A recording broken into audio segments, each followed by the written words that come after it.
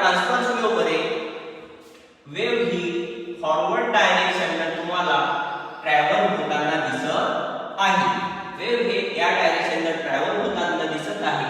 पण वेव्ह मधले जे पार्टिकल्स आहेत, सपोज हा एक पार्टिकल आहे, हा वर जात आहे, त्यानंतर तोच पुन्हा थोड्या वेळानंतर खाली येत आहे.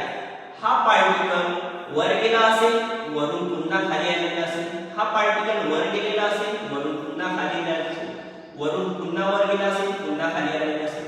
याचा अर्थ direction of propagation, direction of propagation, direction of प्रोपॅगेशनला पार्टिकल हा परपेंडिक्युलर आहे, परपेंडिक्युलर आहे. जो वेव्ह डायरेक्शन ऑफ वेव्हच्या पार्टिकल परपेंडिक्युलर जर व्हायब्रेट होत असेल तर त्या वेव्हला आपण ट्रान्सव्हर्स वेव्ह म्हणतो. आणि जो particle direction of propagation, direction of propagation याला समांतर मीन्स पॅरलल मध्ये